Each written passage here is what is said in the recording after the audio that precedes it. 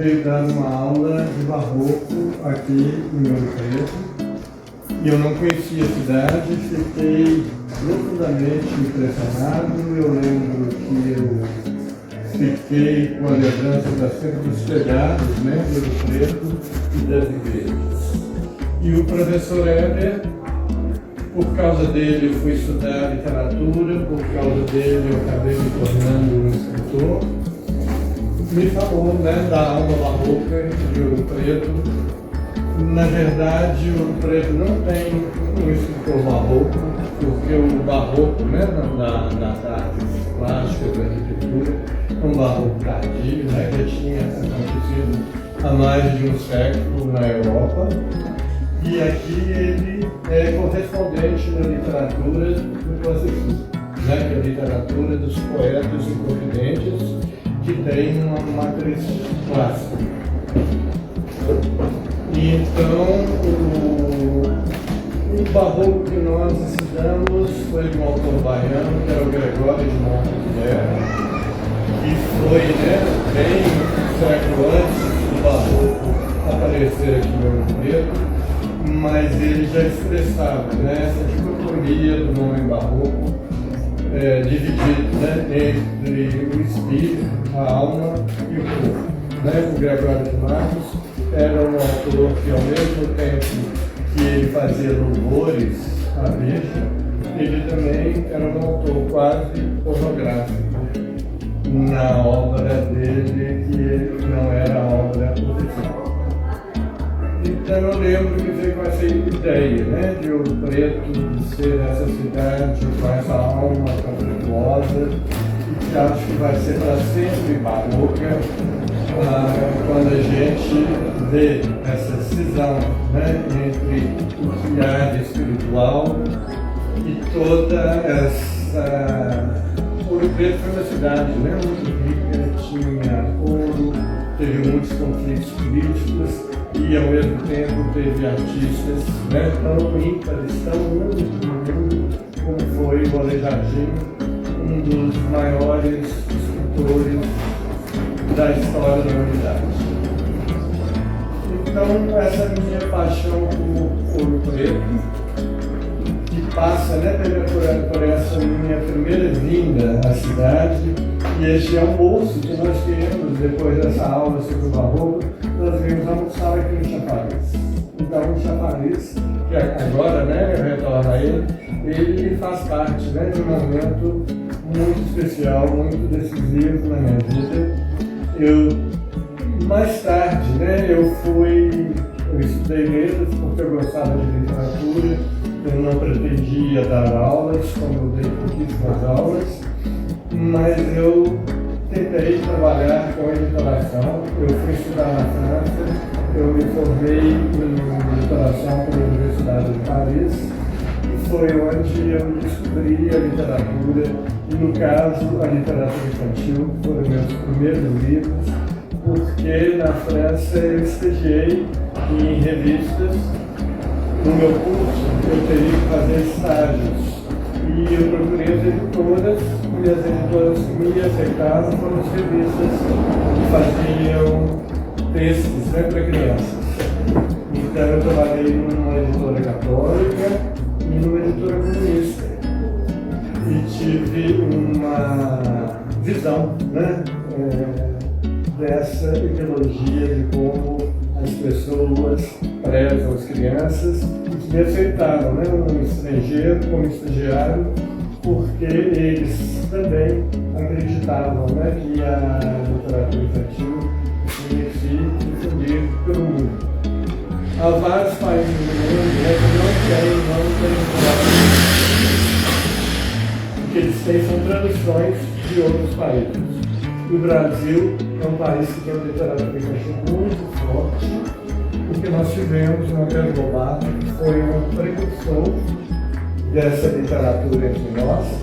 Todos os escritores que sucederam foram leitores de Monteiro Lobato na infância, e tem uma geração que foi chamada de filhos de Lobato, e a essa geração eu pertenço, porque eu também fui um leitor desse autor. Escrevi nos anos 80, a literatura infantil dos filhos, chamada Silvio Lobato, começa na década antes dos anos 60. Então, eu fui escrevendo para leitores bem jovens, para crianças, e essas crianças foram crescendo e a minha literatura foi crescendo também. Eu comecei a escrever textos juvenis, isso foi onde eu tive maior respaldo, onde eu tenho maior número de leitores e ainda volto a escrever, mesmo depois de ter passado pela literatura adulta, eu volto para essa literatura para adolescente, da literatura infantil. E nesse meu trajeto são 40 anos desde meus primeiros livros, que foram livros para crianças, e depois eu fui publicando livros adultos. Eu tenho uma amostra aqui do que eu escrevi, tipo um exemplar de cada, menos os 3 juvenis, que são meus últimos livros.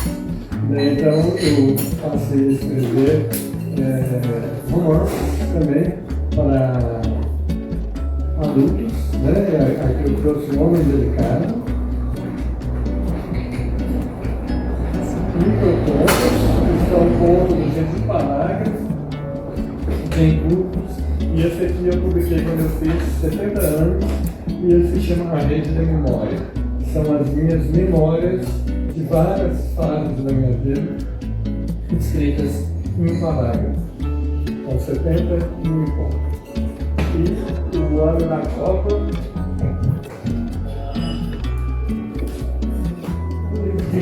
crônica, e ele se ambienta naquela Copa do Mundo em Belo Horizonte, onde todas as pessoas achavam que a vida delas iria se transformar numa novidade, numa outra coisa.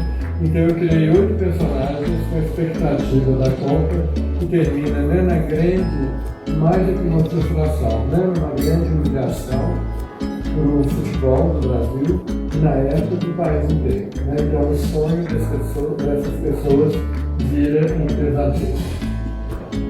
As pessoas nem gostam de falar nisso até hoje, mas foi o motivo que hoje. E os meus livros mais recentes. Esse ano eu completo 40 anos de literatura e eu completo 100 livros. Então eu fiz uma série policial com esse herói que se chama São Paulo, e são 3 livros de uma série com o mesmo autor. Ele é um jovem e se transforma por acaso num detetive, porque o professor dele de português é casado com uma delegada e ele é surpreendido no meio de um crime e ele acaba esclarecendo. E a delegada, a partir daí, passa sempre a consultar o tio Paulo e ele se torna um detetive amador, mas é o braço direito dessa delegada. Então, o meu 100º livro é o terceiro dessa série, que se chama Tio Paulo e o Ouro Grego. O primeiro é Tio Paulo e a Luciana das Coisas, e o segundo Tio Paulo e a Passagem Secreta.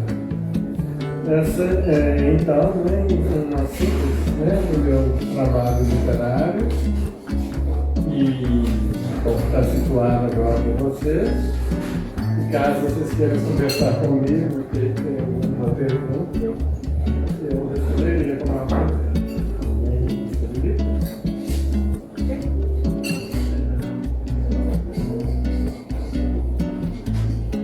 Você pode contar as dificuldades da sua literatura? Se existe um livro mais difícil, outro mais fácil, ou mais instigante, um preferido talvez?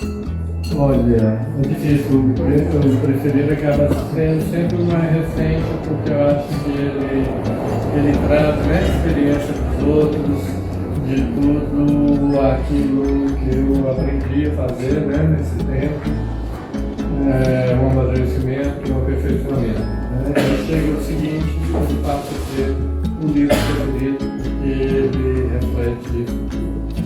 Um fato interessante desses anos que eu acho bom comentar, que para mim foi muito importante, é que tem 40 anos que eu escrevo e durante esse tempo muitas pessoas me leram e com o tempo, principalmente depois da internet, depois das redes sociais, elas passaram a se apresentar para mim. E de repente tem pessoas que eram crianças há 40 anos atrás, se tornavam pais e avós, e essas pessoas se tornaram divulgadores do meu livro. Então eu tenho leitores que são filhos e netos, né, de antigas crianças que me leram, e o fato de eu poder estar presente na vida dessas pessoas é uma das coisas mais gratificantes.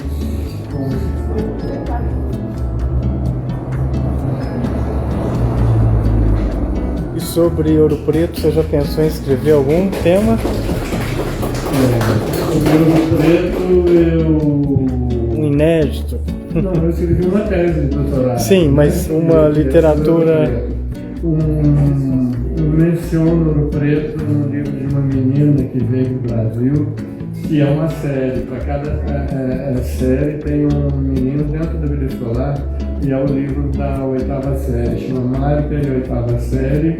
Ela, na verdade, vem fazer um intercâmbio. Ela é de Praga, ela é tcheca, e ela se apaixona por Ouro Preto, porque é uma cidade que lembra muito, né, a Praga, que também é uma cidade barroca, né? Só que é um outro barroco, é um outro estilo. Gente, então foi um prazer estar com vocês, estar aqui no Ouro Preto, no Chaparias, me fazer recordar, né, no nosso. Muito obrigado, tá?